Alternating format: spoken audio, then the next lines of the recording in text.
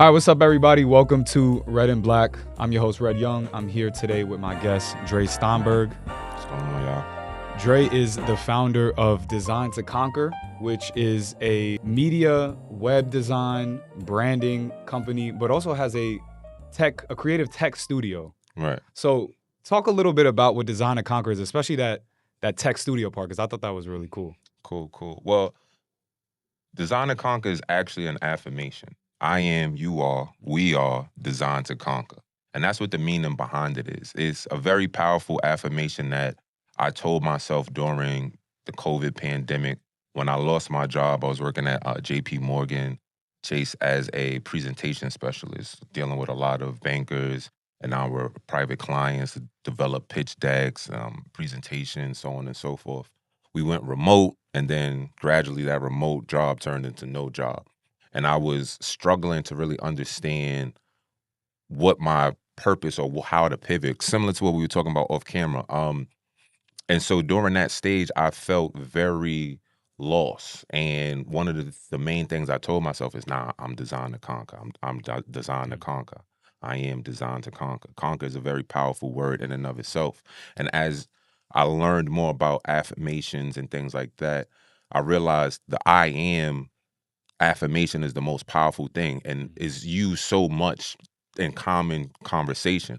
How you talk about yourself becomes how you talk about yourself is a fact, regardless of if it's positive or negative. So anything after I am is correct. It's true. It is. Whatever you say after I am is correct. Right.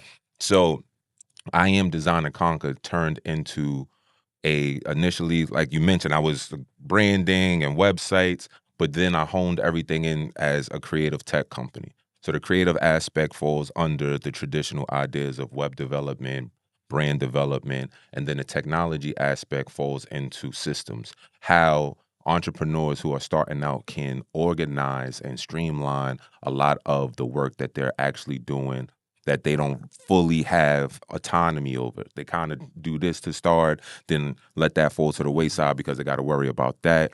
We use the term many hats. When you start off as a business, you're your own web designer, you run your own email marketing, you do your own social media, and that's not even what you actually do, right? Like, so you work with people with sleep, but none of that stuff has to do with sleep, right? Because when you start off, you have to do all of these things to understand and figure out and troubleshoot.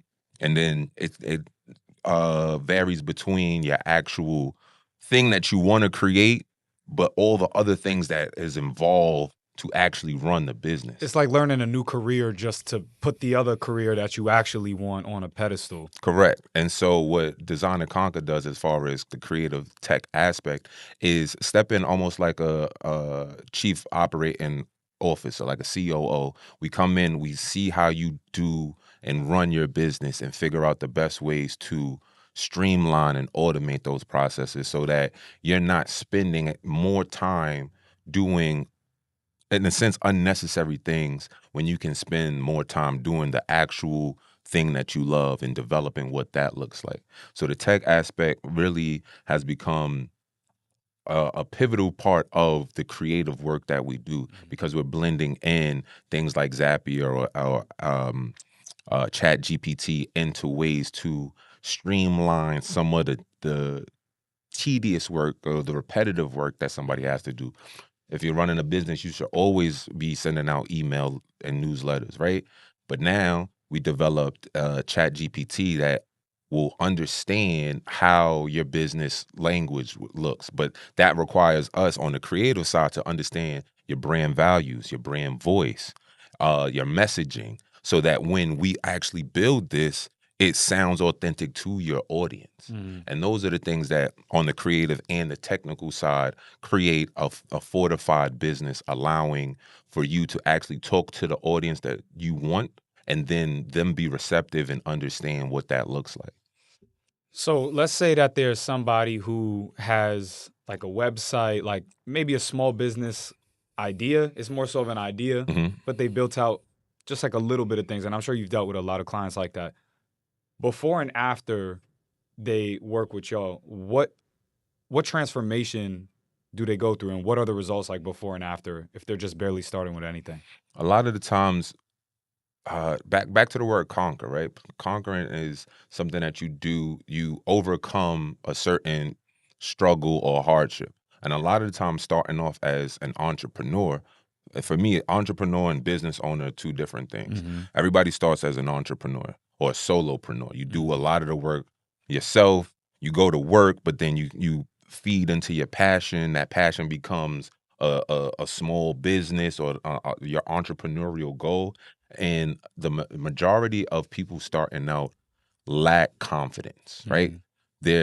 They'd rather spend time trying to figure things out to build that confidence versus spend money getting somebody that's professional and actually is trained in the thing. So a lot of the times it's you have to prove yourself, right? Like even getting the job, you go in, you get hired for the job, and then they're like, "Can you really do the job? Let me see how you do the work," right? And so it's like, damn, why would you hire me to do a job that I said I could do, but now I got to prove that I know how to do the job? And with entrepreneurs, it's I'm not great with websites. I made this, I like this stuff, and da da da da da. But there's those missing pieces, like what I was talking about. Branding. Branding is super important. Branding isn't a logo, right? A logo is a part of branding. So you need to understand your values, your mission statement, your audience, right? Because those things allow for you to develop the message, the to make sure that your product actually is worth purchasing or repurchasing. And then with that, the before is confusion, uncertainty, throwing things up and figuring it out whether it works or not. And then after is the confidence to understand, okay, these are how I should run for this quarter, right? Like certain people don't even understand the idea of quarters, right? Like we are instruments in other people's businesses, right? We're employees running the job or running a business for somebody else, but never taking a quick moment to realize like you can always apply the things that you've done and do at your job into your own business. A lot of people clock out mentally from work and not realize you have all of these assets and abilities that you can inject into your own business, right? And so sometimes it's just that eureka moment where it's like, hey, look, you do this at work for this person. Why can't you apply that same thing here for your business? Or proactively figure out a way in which to figure out the kind of people you need to do these things. It's not to say that you need to know how to be a web designer to run your business, but it's important to know the fundamentals, right? Like so that when you actually go out to find somebody, they can't, bullshit you and just tell you anything, right? Like so it's important to understand the bare minimums of SEO because having a website is just one thing, right? Like you can have a great website, right? This could be the website, but if nobody's going to the website, it just looks cool. You proud that you designed it all nice. It got the flower for this and it's greens because that represents that. Right. Cool, but nobody's pulling up to that. Nobody is going to it because there's no SEO. The language on there doesn't work. Granted, it looks presentable and it looks nice. It scrolls through. There's no crashing, but Does it convert? It doesn't convert. Yeah. And so things like that is what ultimately I teach and allow entrepreneurs to develop and understand. Like, okay, now I understand the three fundamentals of of a website are hosting. That's a Square, Space, Wix, GoDaddy. It's the domain name, a .com, a .org, and then it's the actual designer, how you design the interior of what that looks like. And once you have those fundamental things down, then you really start making a website where you start to try and get traffic. How are you bringing people in? What's your on-site, time? How long are people going onto your site before they leave? Or how long are they searching for something before they give up? Those things are important. You can have a whole bunch of great words, but if they click on your site expecting the first thing for them to see is a price and it's not immediately there, they may leave. Or if they click on something that takes them to something else, and by the third click, it doesn't resolve their problem or issue, they may just leave. Those are the next steps to developing an actual web design website that actually converts as well as attract people. It's one thing to bring people in and they look at it, okay, cool, but how do I find the thing I was looking for? Or what else do you guys offer? Yeah. Like, what's the real purpose? And you said teach before. You said I teach people this stuff, which I think is interesting. Right. Because it's not like an agency approach, which is like, you give us money, we do this, and then goodbye. Mm-hmm. And I saw you say that lazy entrepreneurs get scammed. Right. And if you're not willing to learn, well, don't invest into something that you aren't willing to research or willing to learn. Correct. What do you mean by that? And why do lazy entrepreneurs get scammed? Because that's funny because I was dealing with I have multiple social platforms where I talk about similar topics but in a different approach, right? Like, so my LinkedIn is the super professional Dre Steinberg, and is da da da da da.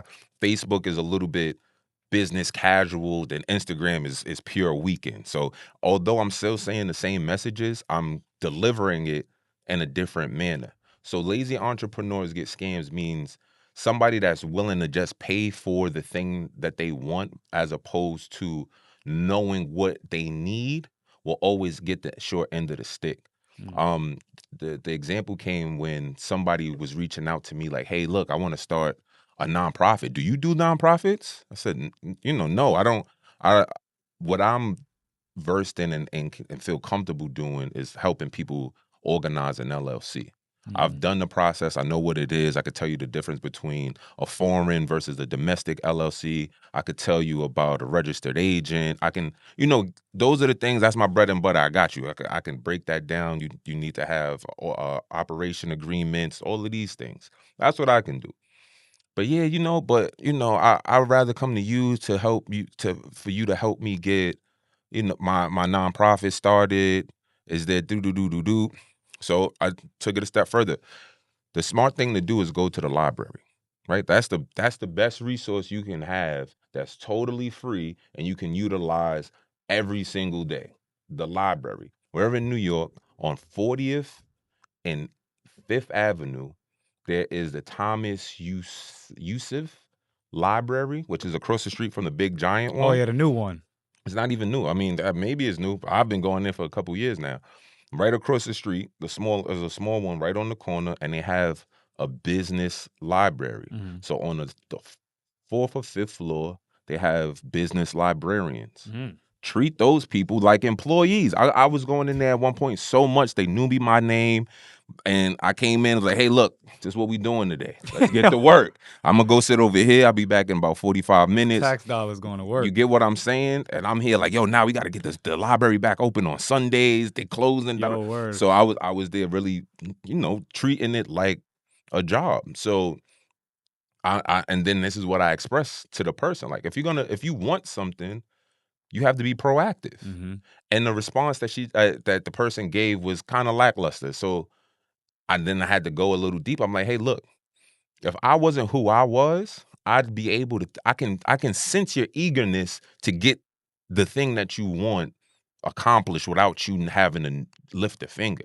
It's easy for somebody to see into that and then offer you some bullshit. And then you'll end up with bullshit, right? Like, yeah, nah, here, cool, do. And it doesn't lead to anything. And then you're constantly indebted into that person. You always have to hit that person up to figure out what's next. Because they're the one that led you there. Right. And then since you blindly being led, you'll never learn, allowing for you to be constantly pulled in any direction. Yeah. Leaving you, oh yeah, nah, I got a nonprofit, but the small minimum things I know is that you have to have a board of electives. You have to have at least 4 or 5 people that's a part of a nonprofit that will be overseers of it. That means that you have to also have quarterly meetings. You have to meet with these people 4 times. The paperwork is a little bit different. And that's just the bare minimum. But if you don't do your own due diligence, somebody can easily be like, yeah, no, that'll be, $400 to get that paperwork done. That's probably free. And then it'll be an additional $675 to get this other thing done. And then you got to pay for that. And you end up paying $2,000 or $3,000 for a thing that probably is complete when you could have easily just did the work, found somebody, and then got it done in a sense while learning. Because there's a whole bunch of spots like Score, there's score.org, there's Start Small, Think Big, there's the SBS or SBA. There's a whole bunch of like resources that people can go to and literally get the job done for free, but it requires you to do the work to set up the schedule. Even a little bit of work goes a long way. Right. Just to say, hey, look, this is what I want to do. I was referred to by this person. I don't know where to start. How can I schedule an appointment with an advisor? Mm-hmm. Damn, those resources. I'm like, I'm taking note of them resources. So tell me about the business library and like what you were doing at that point of your journey. Like, what was some of the work that you were doing with that resource? So for me, I went in with a game plan. Like, all right, again, I'm designed to conquer. I need to conquer these things, and the smartest thing. One of my favorite movies is Sin City. I think I forget the guy's name. Frank Miller, I want to say. Mm-hmm. And in one of the scenes, there's a multi-character movie. One of the characters said, "The smartest thing I do is go ask somebody smarter than me." Mm-hmm. He was out trying to find a girl, and so he's beating up all of these people and stuff like that, knocking them out, trying to get to the answers. So he's like, "Yo, I just go to a smarter person and see what they know, then beat them up, get their answer, and it'll lead you." He's trying to get to a person named Rorik or something like that. Ultimately, he finds the guy, asks him the question, and you know how it ends. But that's how I feel about things. So for me, the smartest thing to do was just to go to the library. And once I got into that library, I didn't know what I needed. I went and I spoke to the librarian. Again, they give you a free consultation, a one-on-one consultation. So they're asking you the questions that you're not thinking of. Mm-hmm. And I'm like, damn, I don't know. There's a lot of questions. Right. Like, so I'm like, yo, I'm not sure. Or, you know, what's your demographic? What areas do you want to work in? How would you do? And, you know, developing a business plan is very helpful, right? Like, so the business plan is your kind of guide.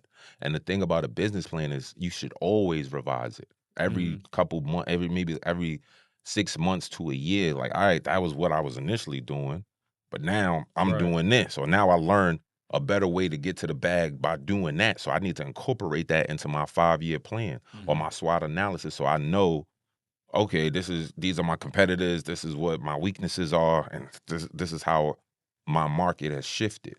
So the librarians told me the things that I needed. And then on my end, it's like, I bet I'm going to stay here for the next 3-4 hours, look into these things.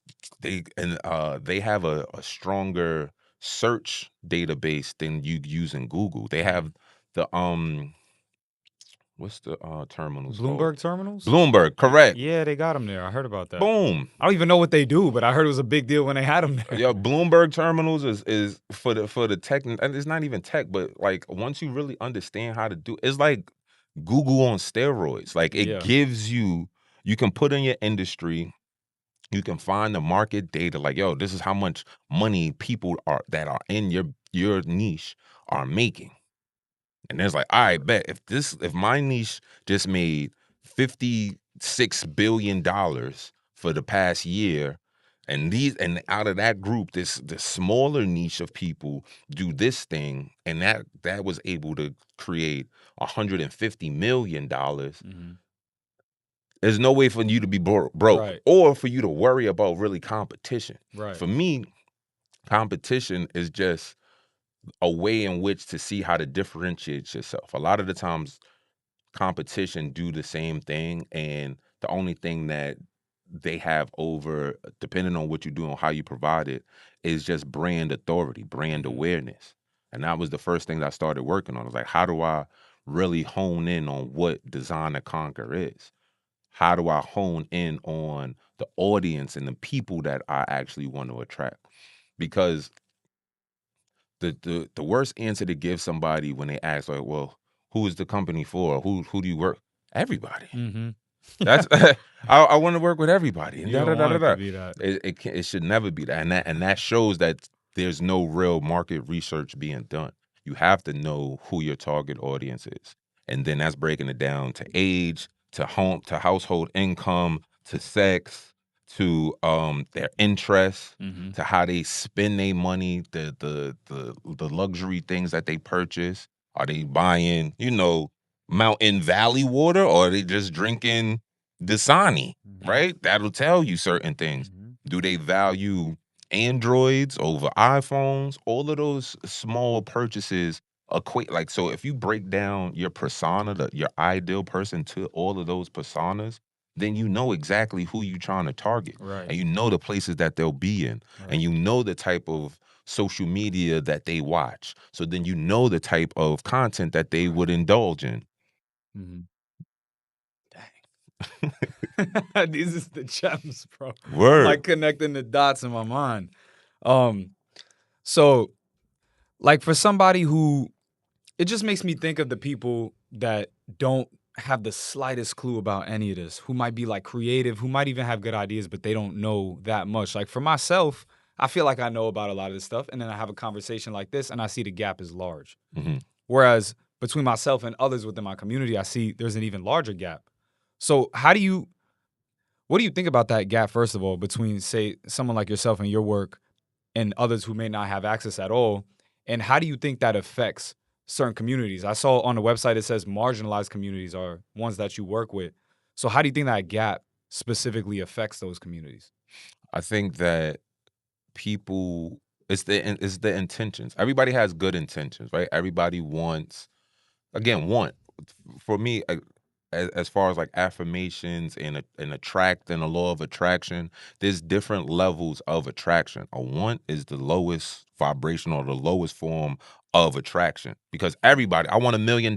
You want to be the strongest man in the world, and that's the basic level. So it goes wants, desires, needs, commitment. Everybody wants something. Everybody has some desires. So the desire is a little bit more of a push, right? Like, so if you desire to be fit, you want to have six pack. All right, cool. But you desire the lifestyle that is associated with it. So you're gonna try to go to the gym. Then you need to be in shape. You're gonna start working out a little bit more. You're gonna start investing into your creatines and your this and your that. And then you're committed to making it happen. So you're going to sleep early. You're giving up drinking. You're not doing that. You're going to make sure that you eat your macros and do all of those things to get your end result. And that's the highest form. And so in the marginalized communities, I'm from Harlem. I'm from Uptown, 152nd and 8th. A lot of the time, I see what income and like money has changed, right? Like having money creates this illusion. Sometimes people assume more than what it actually is.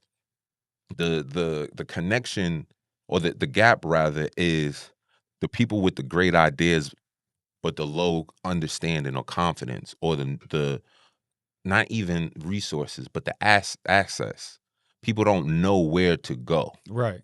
And so that's where, again, I'm big on the teaching aspect. I'll if you listen to me and follow what I'm saying and do the work, the results will happen. And that's what each one of my clients can say. Like, Dre has become a part of the team, right? And so I choose certain words. I don't work with anybody. I collaborate, because there's a collaborative effort to get you from how you see yourself and your business to it actually being into fruition and actually created. So we're working within my own community and with people. You can't save everybody. Right. Some people just don't have the desire to be an executive, or transfer from a solopreneur into an entrepreneur into a business owner. And like I said before, those are different things. Entrepreneurs would rather, do what they feel is comfortable than what is a necessity, making those hard decisions. One of the hardest decisions is paying somebody like me, because I'm gonna ask for that bread. I need that. And so if you can't, logically see the value in that, that's already like strike three. Like, you would rather spend your time so to me, money and time, they both use the same verbs and adjectives. And You spend money, you spend time. You waste money, you waste time. Yeah. Right? You could borrow money, you could borrow time. Word. The true only difference between time and money is that you can never recoup and get back time. You can always get more money. Facts. You can spend the money, realize that it was a poor investment, and then just wash your hands away from it. You learn from it. Right. But you can spend your time, granted, now you know this thing, and then you end up in a rabbit hole and realize, oh, I just spent so much time learning this thing that I thought would help my company, but now I have just useless information in a sense. Or I realized that, damn, I can't do this. I don't have the bandwidth because I work and I'm a parent and I got my regular lifestyle that I want to live, and I gotta, do this, that, and the third. So to ultimately narrow that gap, it requires a form of commitment and a true commitment, right? Like that's the highest form. Mm. It's not a want. It's not a desire. It's not a necessity. It's a commitment. And by showing that commitment, doing what is required, the people that work with Design to Conquer end up reaching those goals. I'm not going to say super duper fast, but they have the confidence and the know-how and are able to be in rooms where they be like, oh, so what do you do? And then they can give their elevator pitch. Right. They can then talk about what their brand values are and kind of start to understand, like, you're a cool person, but I don't think you're actually my target audience. Right. And then that leads into a stronger fortification for their own business so that they start to attract the clients that they need, so that they feel a little bit more confident asking for grant money or going into pitch competitions to try and win things. Because a lot of the times it's not that people don't have great ideas, they just don't really have the confidence to pursue them. And a lot of people feel that they need other things in order to start obtaining that. All right, before I do this, let me get this first. And then once I get that, I got to add this. And if I do this, and then, again, it's back to the time or money. You'd rather spend the time when you could just spend some money. And it's not like people going to be like, I bet it's going to cost $10,000 and I need the full $10,000 in cash tomorrow. Yeah. Right? Like it's payment plans, it's options, it's longevity. And that is what starts to build relationships and create stronger bonds and allow for the true growth of that idea to flourish and develop. Yeah, it's an investment. You mentioned grants, and I saw that you had another video about grants. Yeah. And how you fund the business with grants. Correct. How do you do that? Why are grants so important? And I feel like it's such like a crazy overlooked thing. Like it's like, there are foundations and people giving out grants for you to do what you're doing. Yeah. So why is it so important, and how can people get them? Well, I mean, I was going to say it's obvious, but maybe it's not.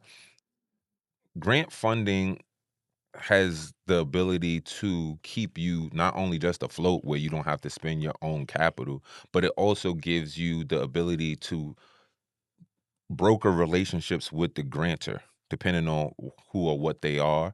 You have the ability to kind of impress them and say, hey, look, this is what I do. This is what I create. Let's work together.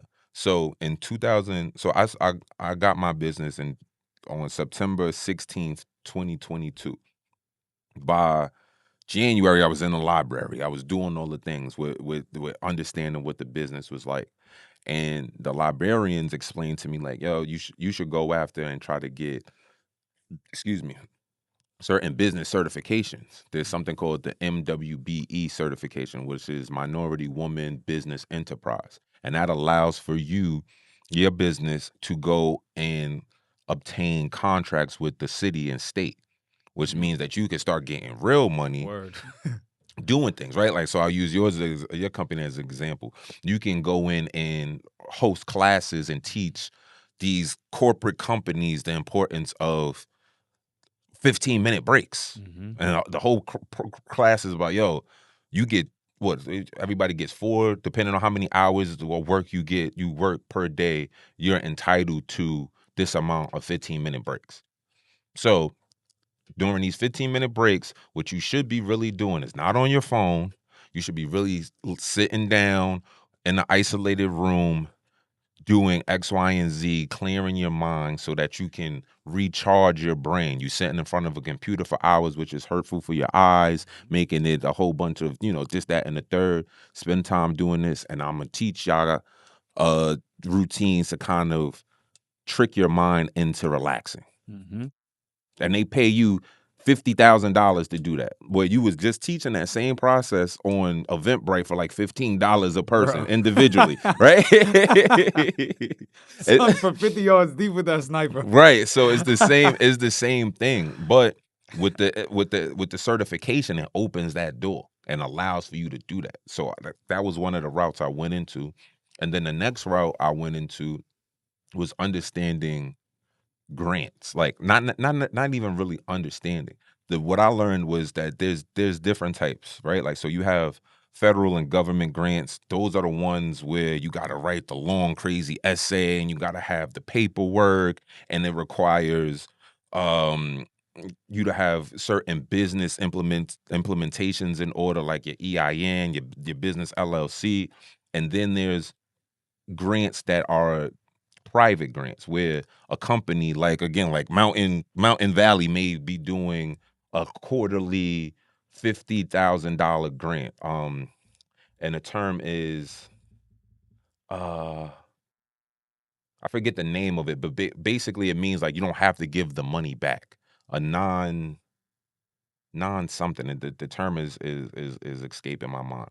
But basically, the real purpose of it is, one, to get as many people on the back end. Is like, all right, we're going to open this grant up to allow all of these people to voluntarily give us their information, their names, their email addresses, and all of this contact. And then by them pressing they accept, they're allowing us to solicit to them, right? Like, so we win from there, and we win at that part. We got 10,000 new people that freely gave us their information, right, with the hopes of winning.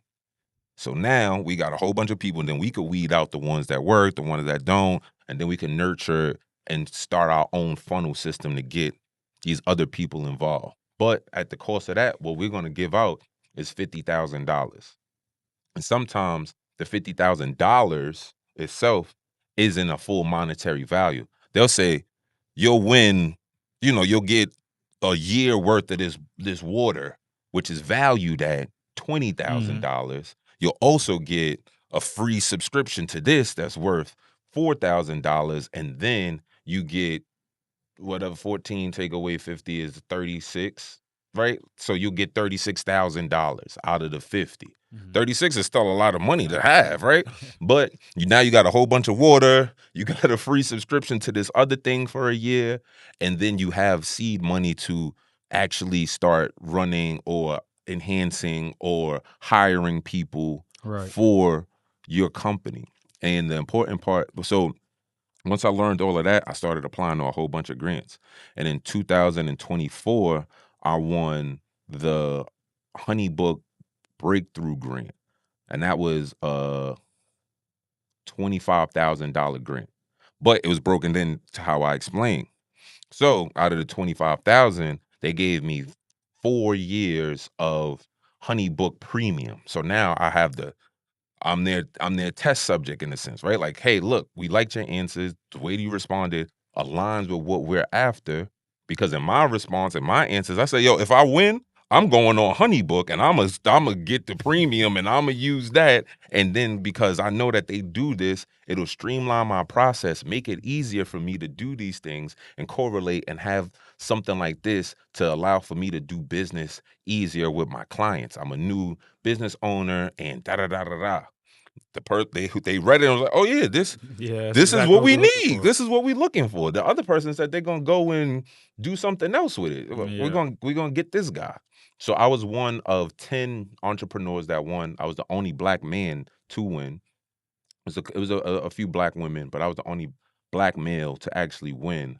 And that was like the catalyst for me to kind of I was like, oh, I just won. So they gave me that. They gave me a couple other things, but I took away $18,000. $18,000 for spending maybe an hour typing up some stuff and answering and going back. And this is 2024. before, so ChatGPT wasn't as kooky and worked up as it was. There was no Claude. So a lot of the stuff I'm just really writing and maybe throwing into ChatGPT like, hey, polish this up, make it sound a little better. And once that happened, I just started applying to way more grants. I used different sites. I used Hello Skip a lot, and Hello Skip is a very user-friendly website that finds grant opportunities, allows for you to either apply to the grants through their website, and then they do it on your behalf, or they send you the link directly and apply. So I was doing both. I would go type my answers in on Skip, get it answered, formatted, copy, and then go apply directly to the company versus just relying on Skip. Because I'm like, I don't know whether or not it's going to really pan out. But Skip, and back then, it's changed now a little bit, well, a lot. It gave out a lot of grant opportunities, like weekly. Then they created like a calendar where you can see, all right, for the month of March, there's this one that's due on the 7th, these 3 that are due on the 12th, these 4 that are due on the 18th. And I was able to kind of strategize how to apply for the ones that I was eligible for. And so I think that the true importance of grants for a small business owner and an entrepreneur is that it allows for you to go back to those things that I was talking about, because a lot of the questions are who's your target audience? What would you do, like outside of what would you do with the money, is like what do you do? What services, what product or services do you provide? And if you're not confidently explaining that, you're not gonna beat me, right? Because I got great answers and I've tweaked them and modified them, and I understand that you can't copy and paste these answers. You have to cater them to whoever the grantor is. So I spend time, I'll look into, I feel like I should definitely get something for this, right? It's like the 4th time. I'll go in and research them and find out, they've been doing this for over 100 years, right? This says 1871. Figure out where they came from and did all of these things, and then correlate my answer into the mountain valley mission statement, Right. and tie in what my beliefs are and how they correlate to them. Yeah. So that my answers sound like I'm the perfect candidate, because if I win, I like to stay hydrated, and one of the things I'll do is get a subscription so that I can always have a fresh bottle and offer those to my clients, right? Like, so when I have these meetings, they always stay refreshed, because I know that this is the best spring water there is, the south of Mississippi, and and then those become my answers.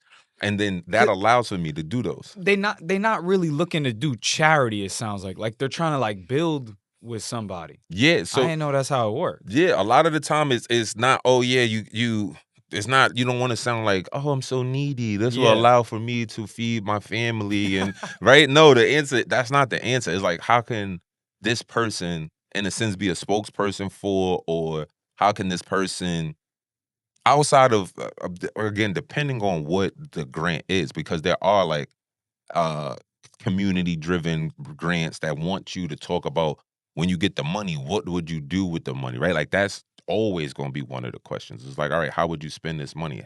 How would you allocate it? I break it down, depending on how much money it is, into portions.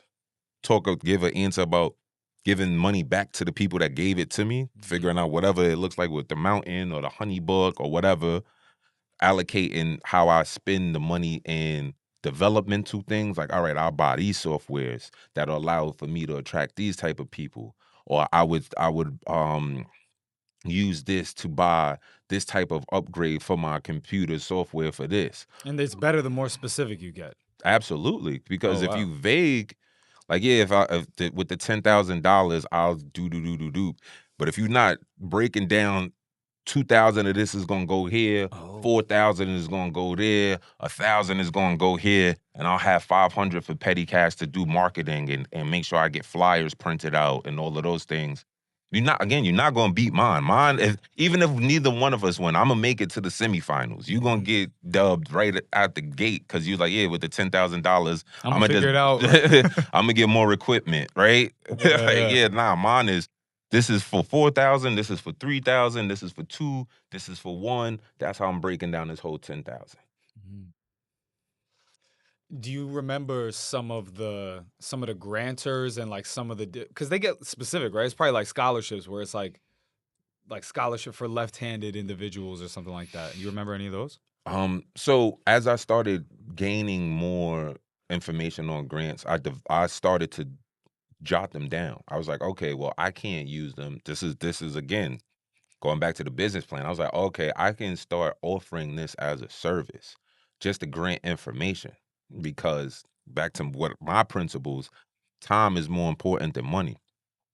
If you have a resource that allows you to save time by not having to look for grants, then these grants are I can't for nothing. I can't it's like basically it's like non-refundable where you don't have to pay back the money you get. Non-fungible? Not like That's not something else. nah, it's something. But and then some of them don't require you to have LLCs yet. So it's not government. So you don't have to have these super duper backed file documents and things like that. It's very, sometimes it's like 6 questions and then you press submit. Right? So there's one like there's a what is it called? Etsy has one that they do like almost quarterly. Um DoorDash does one like a disaster relief where they give stuff to store owners. There's a few that exist where it's specific to these kind of industries. Um, there's a whole bunch for just women-run businesses, right? Like, so if you're a woman, you could just you can just literally apply for these grants without it being super specific. One of the things I run into though, which I find a little bit weird, is that people look for specific grants. And I think that's kind of shortening your opportunities, right? Like, so why would you want to just go after a grant for podcasting? Like, yeah, no, I want to just find a podcasting grant. When you could just go out and apply to all the grants that you're eligible for, right? And you would Like, explain that you're using it for podcasting. right. Okay. Yeah, And that you makes wouldn't sense. be like, oh yeah, nah, I don't want to do this one because it doesn't have to do with podcasting. But that's what you want to do. You can go and apply for this small business grant opportunity for $5,000, and then in the responses, in the answer, explain why the $5,000 will help with your podcast. Right? Yeah. Or you go in and apply to a woman only podcast grant. I had women like, yeah, I'm a mom and I want to open up a nursing home. I'm like, okay, cool. There's a whole bunch of women-owned business grant opportunities. That's where you go in and explain the reason why you want the money versus saying, all right, I want something that's just for me. Okay, and then now you you're making the specifics narrow, and that's going to make it harder for you to stand out, right?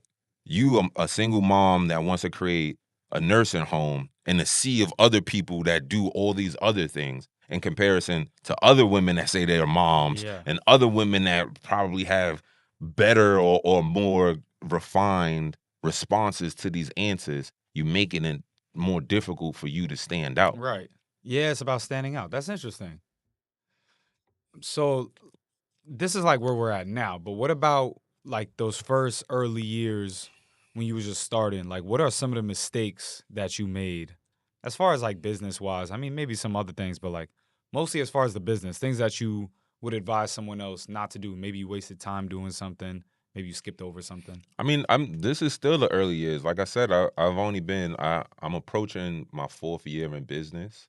And so I would say it wasn't being fundamentally structured. I took on clients by like word of mouth or like handshake agreements, and then I'm an overperformer. So I trust that you gonna pay me when you say.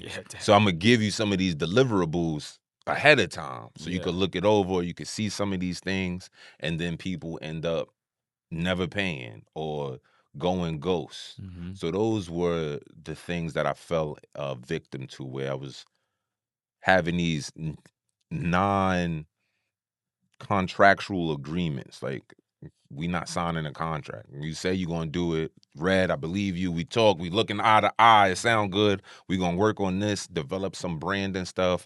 I'm going to give you some of these options to look over your logo.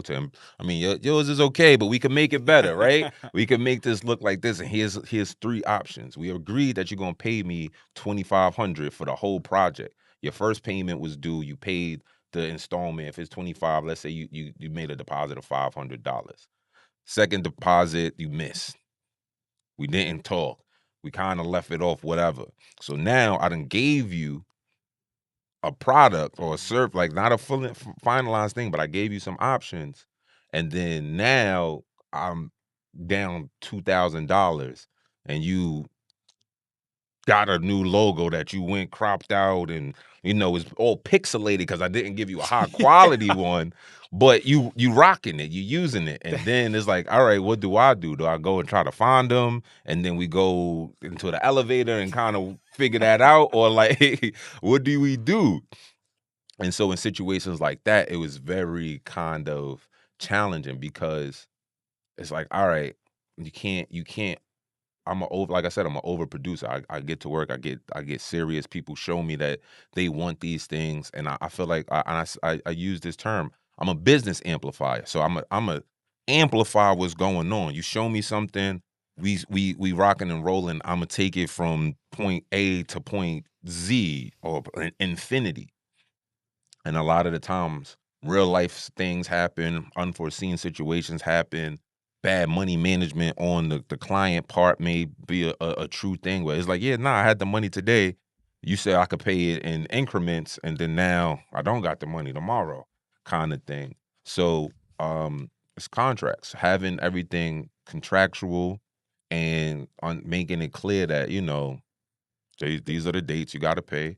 And shout out to HoneyBook, because HoneyBook make it so easy. It's I'm so glad I won that grant, because now I send contracts. Upon signing that contract is the deposit, and then by you signing, you agree that I'm gonna do these automatic withdrawals on these dates, so I'm taking that money. And they don't play around, right? And that sometimes is one of the harder conversations to have is about money and is about finances, because all right, cool, yeah, it's great that you want to do all of these things and you seem passionate about your craft and developing these things, but don't think that my enthusiasm is more important, or just because I'm enthusiastic about this doesn't mean that I'm a volunteer or I'm doing it. Yeah. Like, no, I don't care enough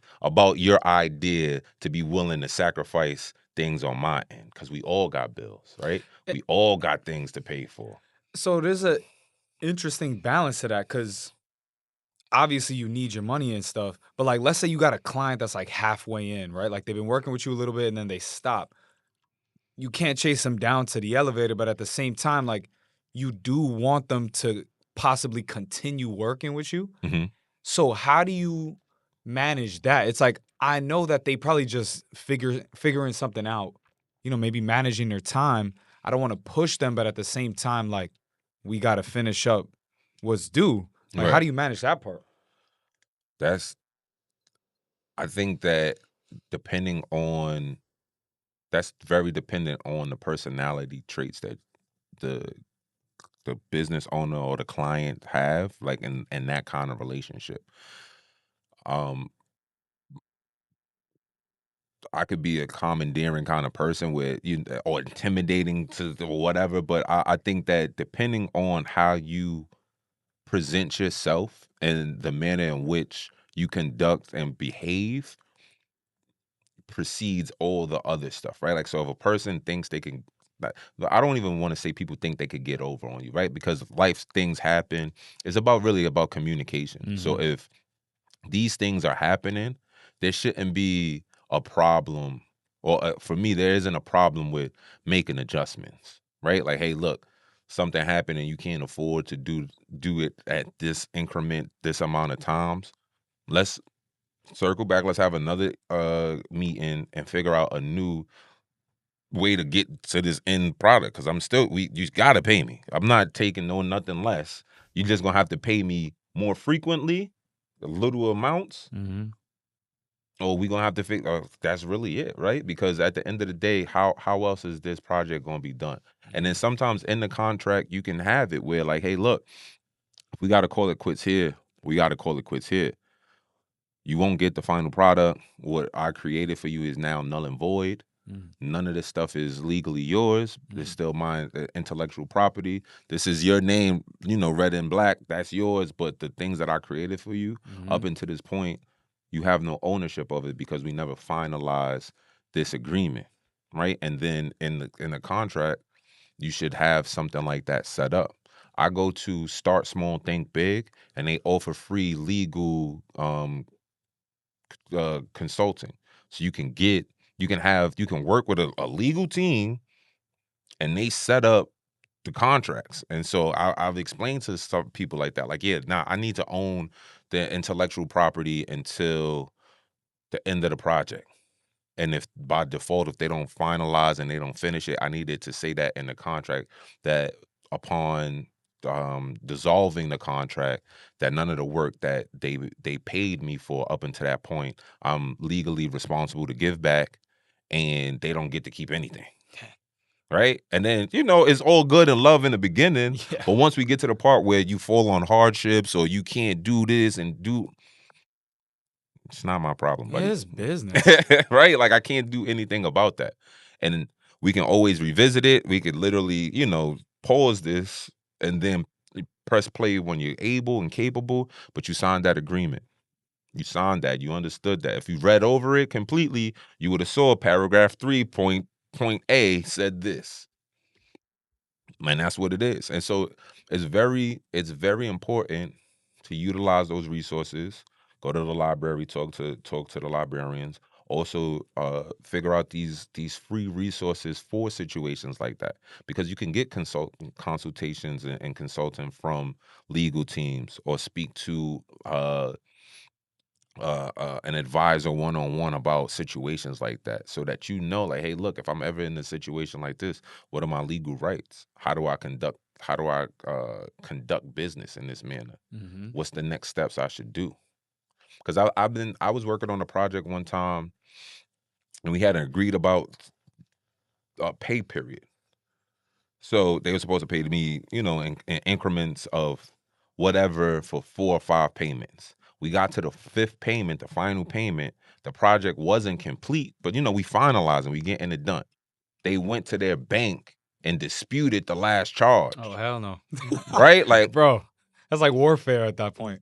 Why would you dispute the charge without talking to me and then explain, like, yeah, but because we didn't finish it? Well, yeah, of course, but I'm not claiming that we're done, right? And then is communication, is confusion, and then is how to conduct business in those moments of vulnerability, because you internally you feel a certain way as an individual, like, yo, why would you do that personally? Right. And then so as an entrepreneur and a person that runs a business, how do you handle those situations when you're faced with them? Because if it could happen over $2,000, it could happen over $20,000. And if it could happen over 20,000, it could happen over 2 million. Yeah. And so you got to know what to do in a situation. Yeah, you got to be able to be level-headed and then understand your rights, the way in which to go about it. Fortunately for me, I got on the call, we had a conversation, and I explained, like, hey, look,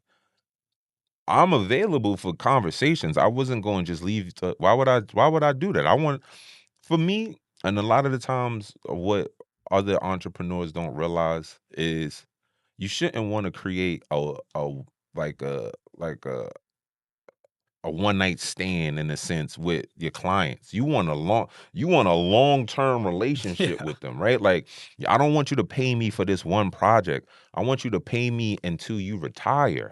I'm trying to be a part of the team, right? That's where the enthusiasm comes from. That's where the amplification comes from, because I want you to feel like Dre loves my company so much, and he does more than what he's supposed to. Yeah, because I want you to not bat an eye when I say this is what the price is going to be to get these things done. And I want you to feel like I've taught you and gave you so much knowledge that, one, you feel more confident, but two, you realize it don't make sense for me to do it no more. Dre got it. He understands it, and then he's breaking it down to me. I might get overstimulated and think about it, but I know that he got my best interest in mind. So I'm never trying to get a one and done. I'm not trying to get no quickie. I don't want, all right, bet I finished this project. All right, let me get a new Next body. one. Let me get a new body. Yeah. Right? Nah, I need all of y'all to stay in this collective as long as possible. So trying to have that brothel. You get what I'm saying? Like, so I need that, because if you pay me this amount of money this month and then we got a contract for the next 6 months to do that, that's guaranteed income, right? Like, and that's the part that a lot of entrepreneurs skip over. It's like, all right, how do I get this new client? How do I get this new client? How do I get this? It's how do I grow this relationship with my existing client? How can I get this person that's paying me $200 a month to start paying me $400 a month for the next for the next 1 year? And then how do I explain to them I'm still gonna do the same project, the same work, but now it's not 400 no more. It needs to be 600. Because you're doing new things, because it's evolving and stuff. Right. It makes me think. So, like, when you trying to evolve with a client, you personally, like, the business has to adapt and be flexible, but you personally have to find new creative ideas. It's like, all right, what can I do to create more value for them, right? So you can stay on the team so they can feel the enthusiasm. As far as the business and what you provide for individuals, as society changes and technology changes, have you thought about how, all right now in 2026, web design and branding, all of that is like probably the most important thing. Right. What will be the most important thing in 2 years, 3 years, 5 years, and how you will adjust to that so that you can continue to create that value? Have you thought of that? Yeah, that goes back to the business plan, right? Because that's a 5-year forecast. What are the ideas that you want to have? What are you watching? Again, go back to the library, get on them Bloomberg terminals, and understand the adjustment. That's why I added the technology aspect to the creative company, because it was just tech. I mean, it was just creative stuff. We do the cool looking nice stuff, and then now with SEO, right? Like, even with the transition in social media, like Instagram doesn't care about hashtags. They're more interested in the SEO, how you write, so that the algorithm can start reading this long form content that you're providing and then putting it into places for people to ingest and learn, right? So as social media in and of itself changes, the pursuit of how to gain clients changes. But there's still people, that, it's still people that do cold calls and just reach out to numbers that they get, or send out emails to people. I get a whole bunch of emails from people that do the same thing as me, thinking that I don't do it, right? Like, clearly you didn't do no research. You just saw the website and you think, oh, hey, look, if you need SEO, right. No. But I take that, copy it, paste it, organize it in a different way. And with what I ultimately want is to be so sought after that I'm able to provide jobs for other people. Design to Conquer's initial 5-year plan is to become a creative tech agency that provides jobs, right? Like, so I don't want to have to do the work anymore. I want to be able to put people into position for them to be able to work. So to ultimately become a recruiting agency. So Design to Conquer provides small businesses, medium-sized businesses with creative tech agents, right? And one of the things that I'm working on currently is prompters, people that just know how to talk to AI, because that's now like a language, the same way that you learn code and how to code a website or learn JavaScript or learn that's the same kind of principles that will start becoming more necessary in the job force. Somebody that can work alongside the actual creative, but they're the tech aspect.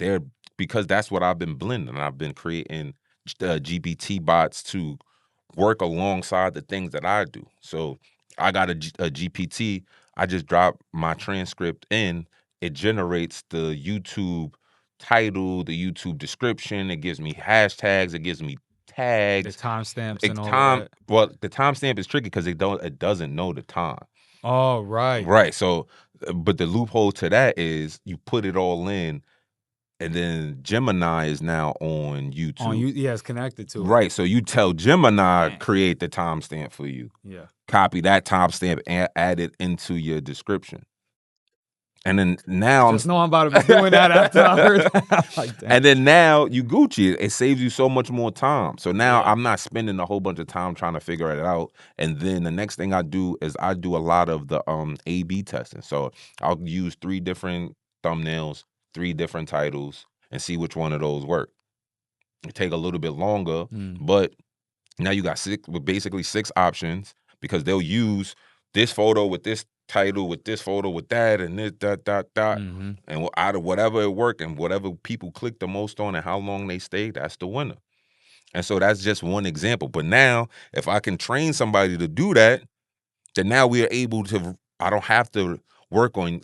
You can hire Design and Conquer, but you'll be going based off of the way in which we conduct business, but it won't be me working with you. You'll have what's the term called for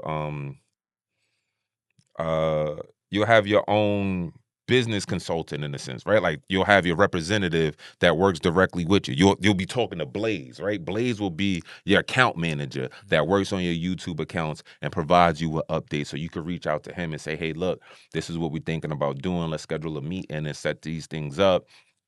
They'll have all the information. They'll work with the prompter to create the content that they then generate, and then they add the creative aspect to it, whether that's redefining what the thumbnails look like, work on your social media campaigns, work on your YouTube stories and X, Y, and Z, where now I don't have to be the forefront of all of these things. So right now, I'm doing things like this, getting people to, I got to go to Design and Conquer and figure out what, you get what I'm saying? So that I can be so sought after that I can be like, yeah, nah, it's not that I can't work on this project. I just got other clients that I'm working with, but I'm bringing on this person who's been doing this for X amount of years, and he'd be able or she'd be able to guide you just as well as I was. Yeah, having the specialties and the different flexibilities seems to be the most valuable thing with the future coming up. So what are some of the tools that you use? You mentioned GPTs, which for those who don't know are like basically individual agents who are particularly special at one thing or the other. Right? What are some of the other tools that you use, and how do you use them just to conduct your day-to-day business or some things that people might know about? So I use HoneyBook, right? Like, so HoneyBook does a lot. HoneyBook does leads. HoneyBook does scheduling. So basically a lead, for people that don't know, you land on a page. So an example of a lead right now is I provide. So this is a 2-for-1. So I provide a grant hub on Notion. So I developed and created a grant hub that provides what I was initially doing back in 2024, 25. I just was giving out a Google sheet where it just had column 1 URL, column 2 due date, column 3 amount, column 4 industry, but it was basically an Excel sheet. I was charging like $40 maybe, and you got it access for the whole year, right? It's this URL, you follow that, you get access. I took that and implemented and designed that into a database on Notion. So you still get that in and of itself, but now it's way more polished. And along that, you get CAM, which is our GPT that focuses on grant writing. So you prompt her with your business information. She'll ask you questions so that she can better understand what your business does, how it works, the people you serve, and then you leverage that to help you answer the questions. She'll ask you, all right, this is an AT&T grant. Let's look in and send me the link so I can see and do. And then she'll start basically like how I was saying, this is how you should respond to this, right? Incorporate their brand or their company beliefs into your answer. Here's an example of what you can write. You can then copy that, or you can go in and tweak it and modify it and put it in. Outside of that, you also get other resources like I have a Launchpad ebook, basically about launching your business. The like a checklist of things that you need to have: your EIN. Um, I have 5 traditional and 5 online business bank accounts that you can start and open, like Bank of America versus Blue Vine, or things like that, to actually get your company organized and the fundamentals down. And then you get access to that for the whole year. And I'm charging 25 cents a day, which is 91.25.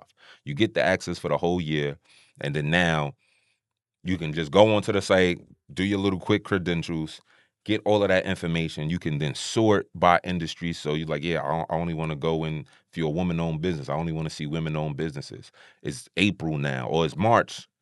So you got 1 day in March left to apply, but then you can go and click April, apply to all of the grants that fit for you in April. And so how you get access to that, I created a paid version that once you get access, but I realized people get scammed and people don't trust certain things. So I created a free version of that. The free version is way less, is way more watered down. So you get maybe like 4 or 5 grants per month. It never really hits over like $500,000.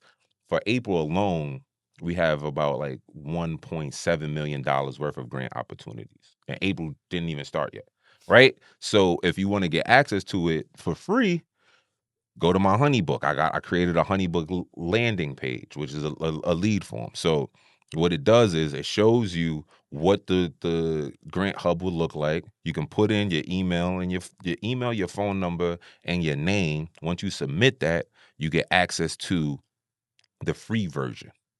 The free version sole purpose is to build your trust and confidence. I got a video saying, hey, I'm Dre. In 2024, I won my first grant. And so I built this. If you want the full version, just go to this website. You can use this code and you save 10% off on da da da da da.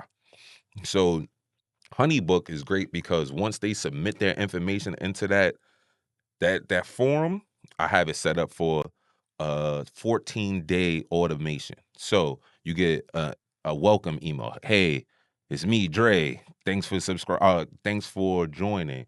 A lot of people are curious about learning about grants but don't know where to start. That's why I created the Grant Hub.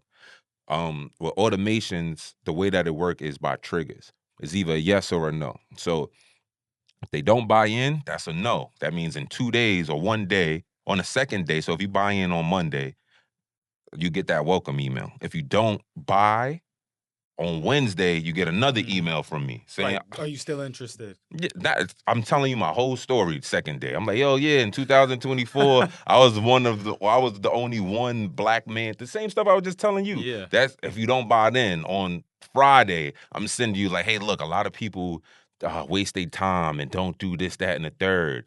By Sunday, I'm sending you a fourth. So you're going to keep getting emails from me over and over and over with the anticipation of you clicking yes and ending it. That's really the only way to get out of it is by doing the action. So if you continuously don't do the action, but I'm not sitting there writing to you, it's automated. You do that through what? HoneyBook. Damn, I'm Googling HoneyBook when I get back Right, home. I got you. So after they submit their information on that's why it's called the lead form. So you develop the lead form, you create, this is where the work comes in, right? So you have to create what those triggers look like, what the yeses and nos is. It's yes and nos and then ifs and whens. If they do that, then do this. When they do this, then do that. Hey. You get what I'm saying? No, I get it because I get emails like this too, and I'm like, damn, they are working. Like, it sounds interesting, but I don't necessarily subscribe after that. And then they keep it in until that is a funnel. So once you get to that end result, is the last thing. And then at the last thing, I'm like, hey, look, you missing out. So this is what I'm gonna do. I'm gonna give you 40% off, right? Oh. And then if you make it to that, then you get access to it. And sometimes that's when people convert. It's like, all right, bet. They were just waiting for something to like. Who knows what they was waiting for? But and for me is it's an evergreen thing, the grant stuff, because I find it, and then like I said last year, I was selling it for like $40. Right now it's $91.25. Even if I did it at half off, I'm basically getting the same that I was getting from last year without having to constantly tell people and do all of these things. By you, back to what I was talking about with the grant, you click and submit, you authorizing me to bombard you with these emails and things like that. And then some people will email me like, hey, look, thanks, but you can remove me. I'm not gonna do it. And then I just get them out of there. Right. And then so that's one of those are two. So Notion is great. I use Notion for social media calendars. I use it to build databases. I use it to do intranet stuff, right? Intranet meaning like I have a small group of collaborators that we work on projects with. So we can build infrastructures and things like that, or systems like, all right, this is your task, this is your job, this da da da. So instead of using like a Google Doc or like a Google Doc with a folder, and then you share that folder so that they can have access to it, you could do that on Notion, and then it's laid out a little bit cleaner. People could just click on a link, they can see the information, they can read, they can then it basically creates a miniature style website for free where you can just organize that. So if you had somebody that was running your things with you, you can create a folder or a document that has all of the who, what, when, where's in it so that they know where to get that information from. So if somebody took a photo from an event, you say, hey, look, upload these photos into this folder inside of this Notion, and then person B's job is to take those photos, edit them, and put them on this website or whatever. Like, so that's the internal intranet kind of thing that I mean by that. So Notion is amazing. You could just build and build and build. You don't have to pay for that unless you want to remove like their ads and stuff like that. Like if you don't want your stuff to show Notion. Like made with Notion. Yeah. And you also pay if you add people to your team. But you don't necessarily need to add somebody to the team. You can just, share the link with them, and then they would just have to create a Notion, get in for free, and then do the work. But the team stuff is like really like, all right, look, this is you're an employee. These are the tasks. This is what you got to do. Da da da da da. So Notion, and then HoneyBook. So HoneyBook not only sends out contracts to people, the contracts are automated. The contracts are directly connected. So if you turn on auto pay, so I always turn on auto pay. Once you sign that contract and we agree on these dates to get paid, I'm getting paid. It's taken out automatically. Right, because for me, that's one of the awkward conversations I don't really like having to remind somebody like, yo, tomorrow you got to pay me. Today at 4, you got to pay me. Yeah. Yesterday you were supposed to pay me. Right, like I don't like to do that. HoneyBook knocked that out. I feel like you like doing it a little bit. Nah, I don't. I really I feel like that throws off my groove. I don't want to have to tell we do what we discuss, man. I don't gotta go back and forth with the HoneyBook handles that. It does the lead forms. It does one pages. So if you want to send out documents, I use HoneyBook a little bit unorthodox. They actually had me come in to do like a survey kind of thing in person, like how people use it, and I was explaining to them how I was turning certain things and utilizing them in a different way. They're like, oh yeah, nah, that's not what it's intended for, but it works for you in that way. I'm like, yeah, like so all you got to do is. And mind you, they recorded me, and they're like, "Oh, okay, bet." And then, all right, yeah, we could probably turn. So they've been, I like HoneyBooks a lot. I like Notion a lot. ChatGPT now with Claude coming out is becoming a little bit less important. Claude is crazy right now. Claude is that's my guy. I was hesitant to buy into it, but Claude has made me start learning more about API and learning like how to really start connecting that into developing things. And API means like different interfaces of different technologies or software into the interface of Claude. So like you could be on your desktop using Claude, but it's incorporating, let's say, like Slack or something like that. Right. It's basically so they use keys, and it's basically thinking of a key like to open a door or a back door. Like, all right, so once you create this function or this flow, we can then now use this key to open this door inside of Slack that gives Claude the ability to pretend to be a not necessarily a person, but grants it access to do certain things, tasks, right? They call them tasks. So it gives them the ability to run these tasks on your behalf. Like being an agent. Yeah, it's more advanced agents. And then on the other end of that, the APIs allow for you, like, let's say you have a function that you want to develop for a app, right? That creates an automatic motivational response every time somebody schedules a sleep, right? So the action is every time somebody wakes up from their nap, they should get a refreshing message. You're going to generate whatever those messages are. This is what you're telling Claude to do. Generate the messages, leave them in there, and then we're going to leverage another app that actually does the reminders. And then now you got the key, you plug that in, and then now Claude uses that other app to do the task. Right. Yeah, no, I've noticed it just the past couple of days when I switched over. I was like, yo, this is a different level than even Gemini, which like connects all the different technologies. But let's talk about your podcast before we get you out of here. What is your podcast about? Why do you think it's important, particularly with what you're building? Okay, so I run a podcast. I'm the producer. I myself don't do the interviews. I work with Donnie, aka Harlem DVD, and he is the face of the No Gatekeeping Podcast.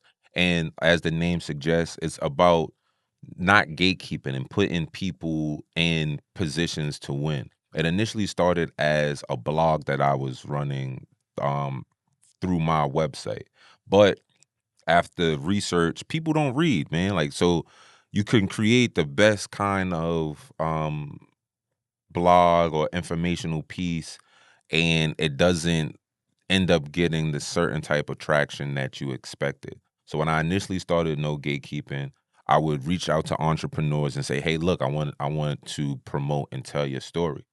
And then the real reason behind that is because I'm like, hey, look, if I get somebody on my website, chances are they're gonna start looking around. So of course, let me interview Red. Yo, answer these questions. I'm gonna put it on my website, and I assume your audience will go to my website, read your story, but then click around and start. So what is Design to Conquer? What does that do? And then nope. All it did was boost my social media. I'm getting hundreds of likes and comments and shares, but it's not it's not literally you spent time writing your responses, you did the work, I laid it out, it looks nice, but people aren't reading your story, and that's whack. So Donnie approached me like, yo, I want to get into podcasting, but I don't want it to be like, the bullshit kind of podcast where people aren't really having conversation and we talking about pop culture. I don't want anything like that. I was like, yo, that's perfect because I have something that already exists called No Gatekeeping, but people aren't tuning into it because it's written. So we can convert that into a visual aspect, and you just have the No Gatekeeping Podcast. And Donnie is a very charismatic person. He's a very animated, and so he took that opportunity and ran with it. We found a lot of guests. We're both from Harlem, so our initial 3 or 4 guests were solely from Harlem, men and women that are in different industries, from fashion to dance to culinary to education. And it's just a conversational piece, similar to this, but a little bit more, uh, like I said, weekend for social media. Is very weekend. It's business, but it's very lax. And so the conversations that they have on there are rooted in entrepreneurship. It's rooted in origin stories, and then we dive into the no gatekeeping aspect where we really ask people to lend their advice, their expertise, as well as information that allows the audience and the viewers to really understand how to get things done. Like, what are the steps? What's involved? How can somebody actually start implementing these things? Not necessarily to be your competition, but to be in your industry. Right. Yeah, I think just hearing your story and then hearing how you did certain things, like I've heard of applying to grants and doing all these things, but when I hear somebody I know talking about how they did it, it's like, okay, I can kind of do something similar. Yeah. As opposed to GPT telling me, hey, go and do this. It's a little bit different. That's Right. the human element to it. Right. So I definitely see the value in that. But Dre, we gotta get you back on here, bro. Yeah, let's do it. I got so much more I wanted to ask you about, but yeah, I really appreciate you coming on. This was gems is not even a word for what you was dropping, bro. There's so much gold in there. Word. So I appreciate you sharing that with the Absolutely, audience. bro. I'm glad to Word. be here, man. This was dope. I enjoyed myself a lot. Shout out to Mountain Valley. We gonna get. Oh, that's incoming. We gotta get this. I really am drinking it. It's almost all gone. This is the best product. This is right, like McDonald's said. Nah, but word. Thank you, Dre. Thank y'all for watching. Check out Design to Conquer if you know what's good for you, if you know what's good for your business. Right. But we'll see y'all next time. Peace, y'all. Peace.